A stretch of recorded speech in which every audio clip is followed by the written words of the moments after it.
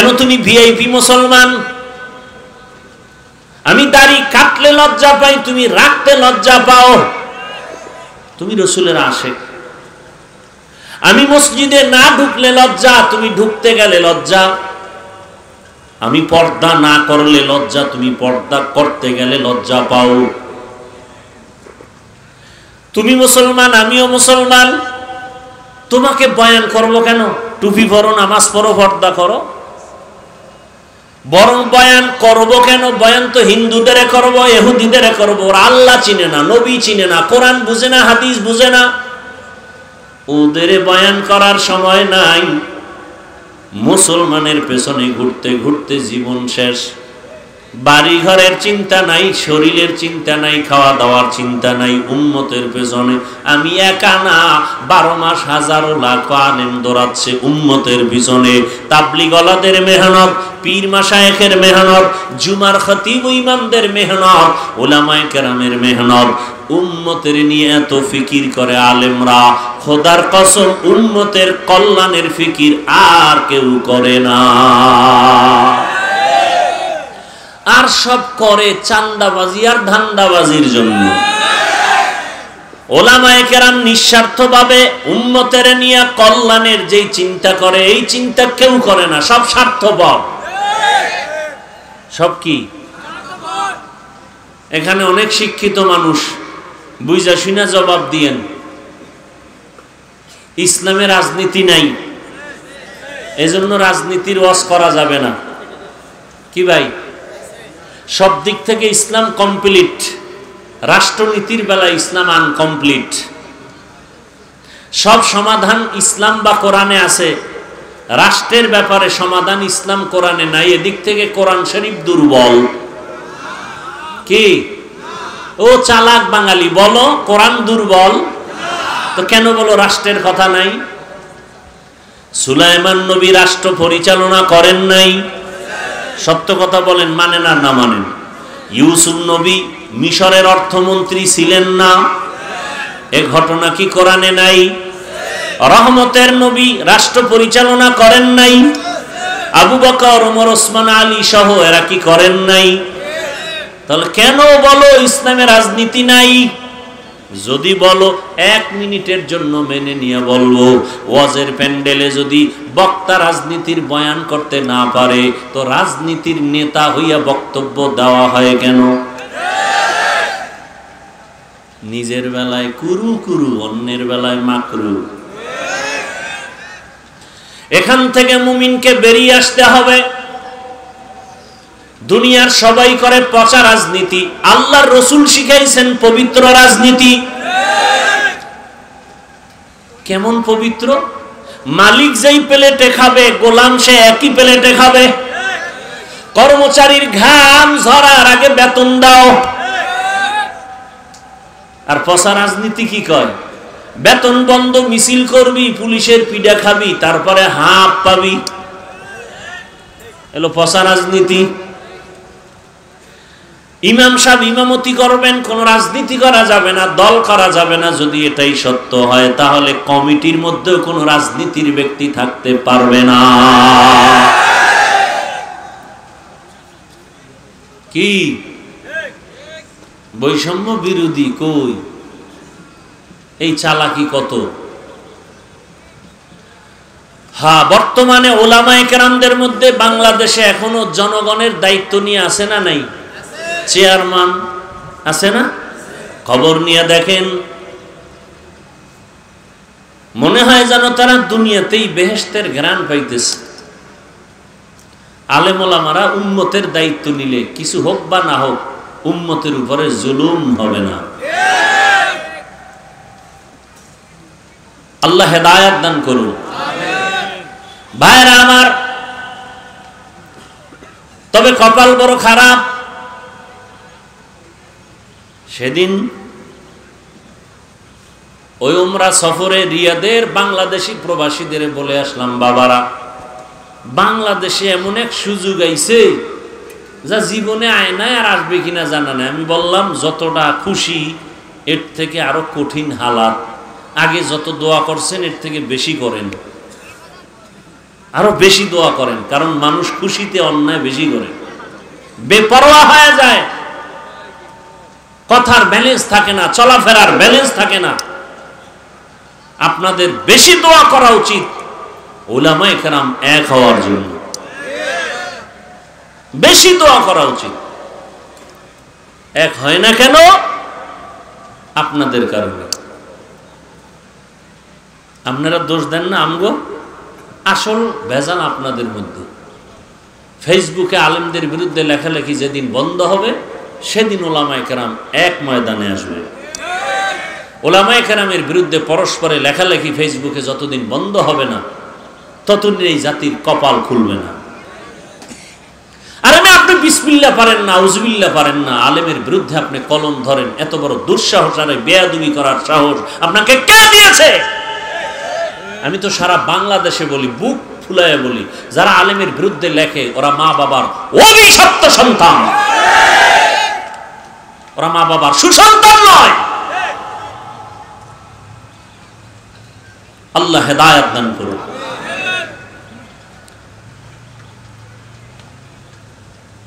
তো এখানে আসছে, বসছে, বসার পরও অন্তর এখানে নাই। কারো অন্তর বাইরে, কারো অন্তর মোবাইলে, আছে না নাই? ভালোবাসার মানুষগুলো কি মোবাইল নিয়ে ব্যস্ত থাকতে পারে? ভালোবাসার মানুষ পাইলে তাহলে বোঝা গেল ভালোবাসার মাঝখানে কালো দাগ আছে। এরপরও কোন যুক্তিবাদী বলবে, ভাই মোহাব্বতে না রেকর্ড করি, তোমার কাম তো মিডিয়াওয়ালারা করে, তুমি তো আকাম করতেছো বয়ে বয়ে। দুনিয়ার সব আলেম একমত, অকারণে অনর্থক ছবি উঠানো কবিরা গুনাহ হারাম। পৃথিবীর কোন আলেম এই কথার বিপরীত কোন শব্দ উচ্চারণ করার সাহস নাই। অকারণে এমনি ছবি উঠানো কবিরা গুনাহ হারাম। এরপরও মিডিয়াওয়ালারা রেকর্ড করতেছে, এখান থেকে ডাউনলোড করে নিয়ে নিলেই তো হবে সকালবেলা। নিজে মোবাইলের দিকে নজর দিয়া না বয়ানের সাথে তার সম্পর্ক আছে। এরপরে বয়ানের পরে যদি মোবাইলটা হারায় যায়, তা আমও গেল, সালাও গেল। অথচ যদি অধীর আগ্রহে বসে মহব্বত নিয়ে দুইটা কথা শুনে, হতে পারে দিল নরম হয়ে যাবে, হেদায়েতের দরজা খুলে যাবে। আল্লাহ সবাইকে কবুল করেন। তা আপনাদের কষ্ট হয়, কিছুক্ষণ আপনারা বসলে আমি আলোচনা চালাবো, কারণ আল্লাহ চাইলে হবে, আল্লাহ না চাইলে হবে না। আর আল্লাহ চাইবেন কার বেলায়? যে চেষ্টা করবে। ওয়াল্লাযীনা জাহাদু ফীনা লানাহদিয়ান্নাহুম সুবুলানা ওয়া ইন্নাল্লাহা লামাআল মুহসিনিন।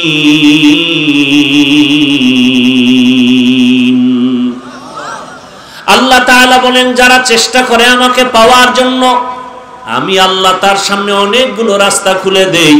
যেই রাস্তা দিয়ে বান্দা হাঁটতে থাকবে, ওই রাস্তায় আমার সাথে মোলাকাত হয়ে যাবে।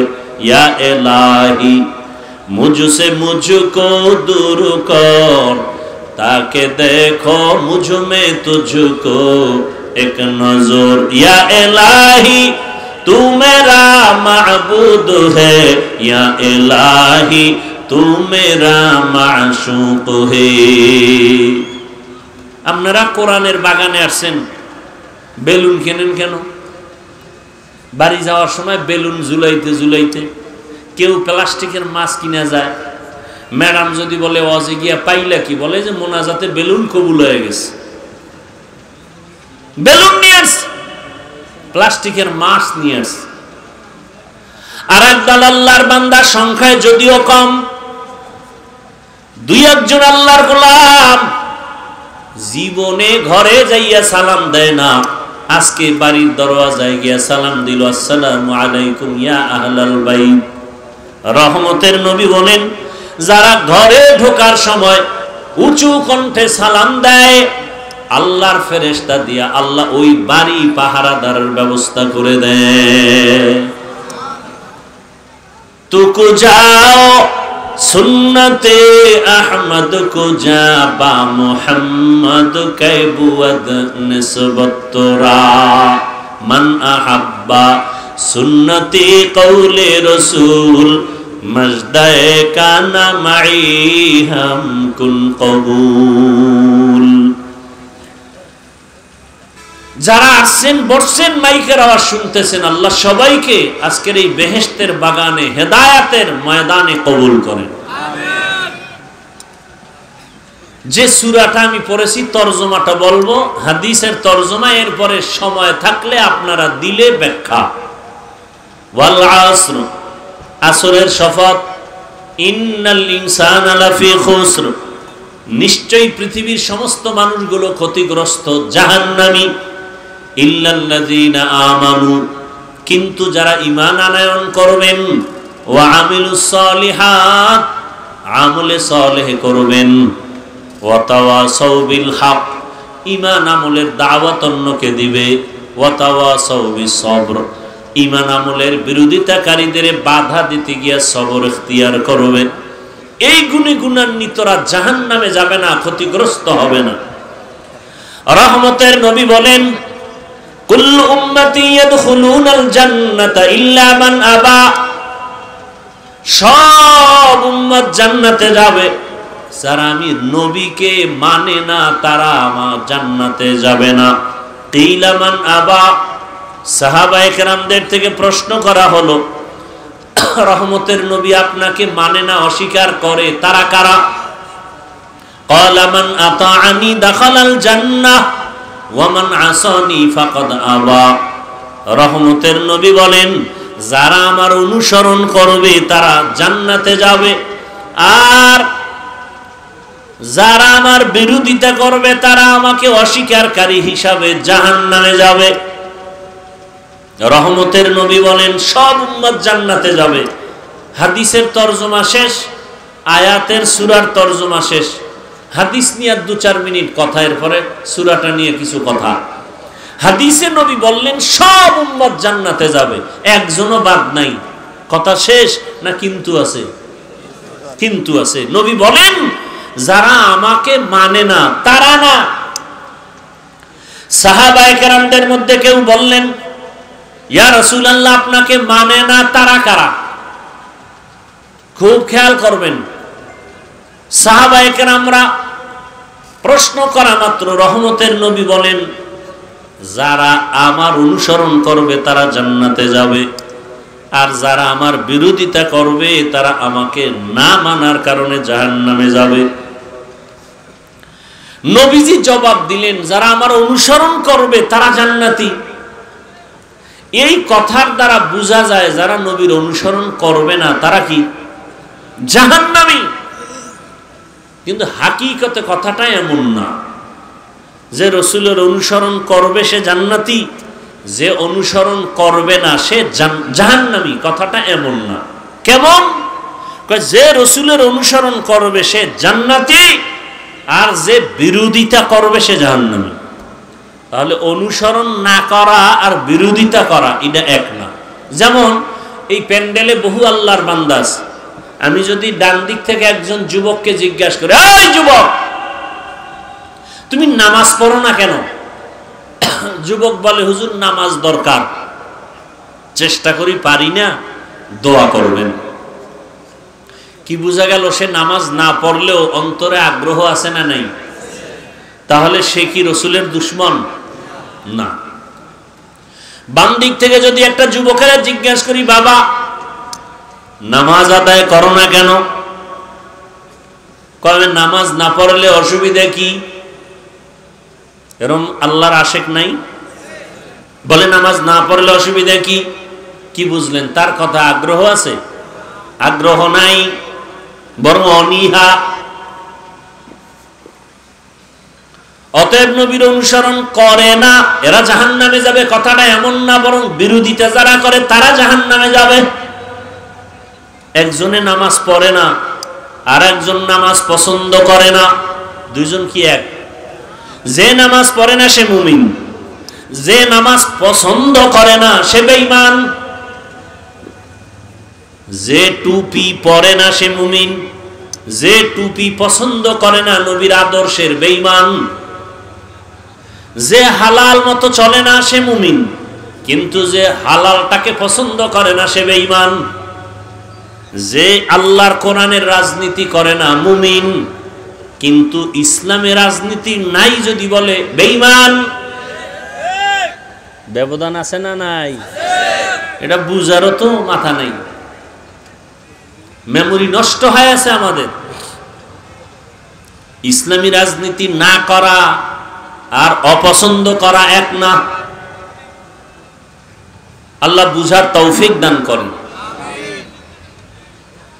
যে সূরাটা আমি পড়লাম, আমার ধারণা মতে এখানে সবাই এই সূরাটা পারেন। সূরাটার নাম কি একবার বলবেন? ঘরের মা বোনেরাও এই সূরাটা শুনতে শুনতে মুখস্থ হয়ে গেছে। তরজমা বলে ফেলছি, সংক্ষেপ কিছু ব্যাখ্যা। আল্লাহ তাআলা সূরাটার শুরুতে কসম করেছেন, শপথ করেছেন, ওয়াল আসর, আসরের শপথ।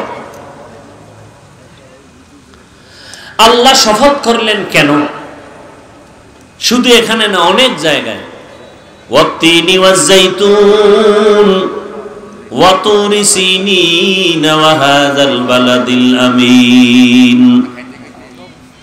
তিনের কসম, জৈতুনের কসম, তুরে সিনের কসম, নিরাপদ শহর মক্কা নগরীর কসম। আল্লাহ বারবার কসম করেন, ওয়াশ-শামসি ওয়া দুহাহা ওয়াল কমারি ইযা তালাহা ওয়ান নাহারি ইযা জাল্লাহা ওয়াল লাইলি ইযা ইয়াগশাহা ওয়াস সামাই ওয়া মা বানাহা ওয়াদ দুহা ওয়াল লাইলি ইযা সাজা মা ওয়াদ্দাআকা রাব্বুকা ওয়া মা ক্বালা। আল্লাহ বারবার কসম কাটলেন কেন? আমরাও পরস্পরে কসম করি না কেন? এক ভাই আমার কথাটা অবিশ্বাস করলো, আমি শপথ করে বললাম কথাটা আসলেই এমন কসম। আমি যখন কসম খেয়ে বলছি তখন বলে আর সন্দেহ করলাম না, মেনে নিলাম। আমরা মানুষ কসম করি সন্দেহ দূর করার জন্য। আমার রব কোরআনে কসম করেছেন, আল্লাহর কোরআনে কি সন্দেহ আছে নাকি? আছে? লা রাইবা ফিহি। এটা এমন একটা কিতাব যে কোরআনের মধ্যে কোনো ভুল নাই, সন্দেহের অবকাশ নাই। তাহলে আল্লাহ শপথ করলেন কেন? অনেক জবাব। এর সার সংক্ষেপ কথা হলো, আল্লাহর কথা সব সত্য, কোনো সন্দেহ নাই, তবে কসম করে কথাটার গুরুত্ব বাড়ায় দিলেন। সব কথা সত্য, কসমের কথাটা আরো গুরুত্বপূর্ণ। এবং যেই জিনিসের উপর আল্লাহ শপথ করেছেন ওই জিনিসটা বড় দামি, বুঝাবার জন্য। যেমন আসরের শপথ, আসর বড় দামি। তিনের শপথ, তিন বড় দামি। জৈতুনের শপথ, জৈতুন বড় দামি। আসমানের শপথ, আসমান বড় দামি। রাতের শপথ, রাত বড় দামি এক সম্পদ। দিনের শপথ, দিন বড় দামি সম্পদ। আল্লাহ বুঝাবার জন্য কসম করেছেন। আল আসর, আসরের শপথ, আসর বড় দামি। বলে কেমন দামি? কেমন দামি? চার মাযহাবের চার ইমামের একজন ইমাম, ইমাম শাফিঈ রাহমাতুল্লাহি আলাইহি লিখেছেন, আল্লাহ রাব্বুল আলামিন কোরআনে হাকিমের মধ্যে আম্মা জান আয়েশা রাদিয়াল্লাহু আনহার প্রসিদ্ধ বর্ণনা মতে আয়াত সংখ্যা 6666। যদি আমার আল্লাহ শুধু আল আসরে সূরাটা অবতীর্ণ করতেন আর অন্য কোন আয়াত যদি না দিতেন, আর সারা দুনিয়ার মানুষ ওয়াল আসরে সূরাটার উপরে জীবন চালাইতো, আমল করত, বিনা হিসাবে আল্লাহ জান্নাত দিয়ে দিতে। এত পাওয়ারফুল ওয়াল আসরে সূরাটা। আল্লাহ শুরুতে শপথ করলেন, আসরের শপথ। আসর বড় দামি। কেমন দামি? যারা এই আসরটাকে কাজে লাগাবে, আসরটাকে সম্মানের নজরে দেখবে, আল্লাহ তার সম্মান দুনিয়া আখিরাতে বাড়ায় দিবেন। এত বড় দামি আসরের যারা কাজে লাগাবে তারা দুনিয়ায় সফল, আখিরাতেও সফল হয়ে যাবে। এবার এই কসম খাইয়া সামনে যে কয়টা কথা বলতেছেন, কথাগুলো বড় দামি। আল্লাহ বলেন কসম খায় তো গুরুত্ব বাড়ায় দিলাম। আবার বলেন ইন্নাল ইনসান, আবার তাকিদ দিলেন ইন্না নিশ্চয়ই, আল ইনসান সমস্ত দুনিয়ার মানুষ।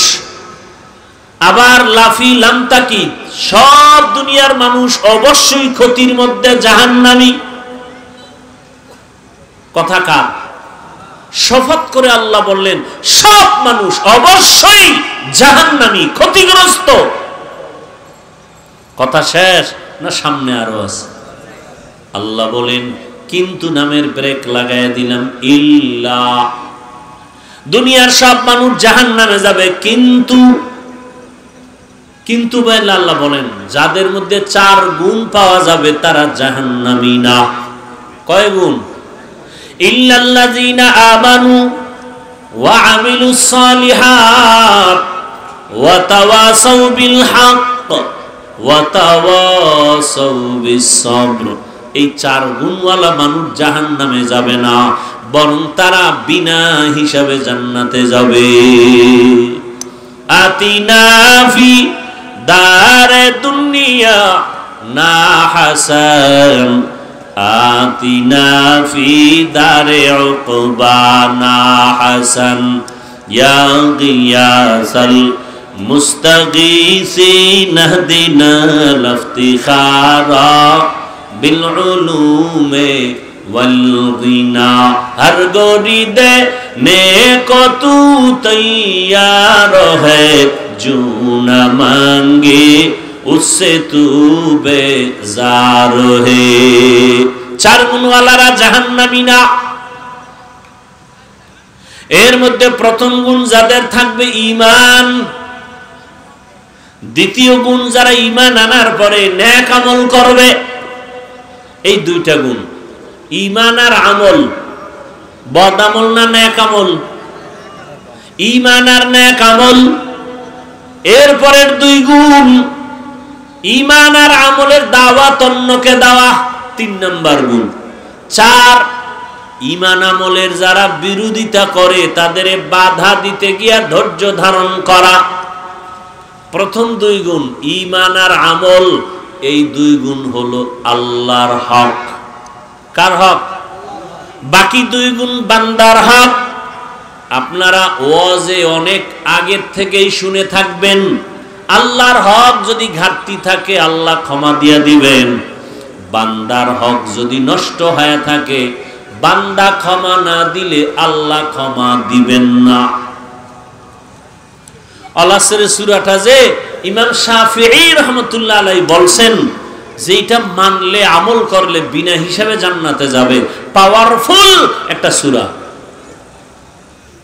আল-আসর সূরা আপনাকে কনফার্ম করে দিল কে জান্নাতে যাবে কে যাবে না।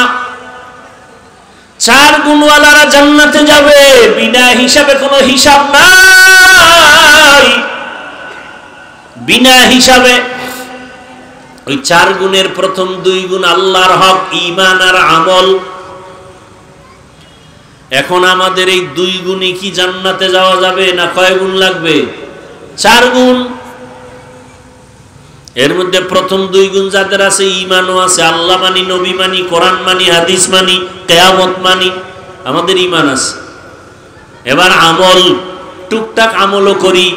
মোহাব্বত না থাকলেই প্যান্ডেলে আসলাম কেন, নামাজে মসজিদে যাই কেন, আলেমদের মোহাব্বত করি কেন? অবশ্যই মোহাব্বত আছে আমলের, কিন্তু 2টা পাইলাম, পরিপূর্ণ না ঘাটতি। আল্লাহ কয় আমি পূর্ণ মাফ করে দিব, কারণ আমি গফফার, আমি রহমান। কিন্তু বাকি 2টা হক বান্দার। সে 2টা কি? ঈমান আমলের দাওয়াত অন্যকে দাও, যারা বিরোধিতা করে বাধা দাও।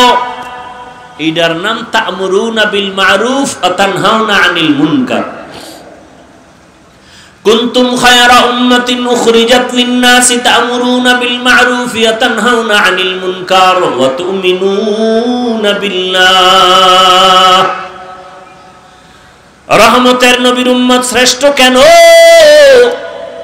এর একমাত্র কারণ এরা উম্মতের যেমন ভালো কাজের দাওয়াত দেয়, অন্যায়ের পথেও বাধা দেয়। ভাইরা আমার, বান্দার দুইটা হক আছে বান্দার উপরে। ঈমান আমল আনছি যারা, নামাজ পড়ি, রোজা রাখি, পর্দা করি, মোটামুটি জিকির করি, তেলাওয়াত করি, আমার ঈমান আমল ঠিক থাকলেও কিন্তু জান্নাত এখনো রেডি না। কারণ আরো দুইটা দায়িত্ব আছে আপনার আমার উপরে। অন্যকে ঈমান আমলের দাওয়াত দিব, আমি অন্যকে দিব, আপনি অন্যকে দিবেন। অন্যকে, অন্য বলতে আল্লাহ আর এক আয়াতে তার জবাব দিলেন, ইয়া আইয়ুহাল্লাযীনা আমানু কু আনফুসাকুম ওয়া আহলিকুম নারা ওয়াকুদুহান নাসু ওয়াল হিজারা আলাইহা মালাইকাতুন গিলাযুন শিদাদুন লা ইয়াসুনাল্লাহা মা আমারাহুম ওয়া ইয়াফআলুনা মা ইউমারুন।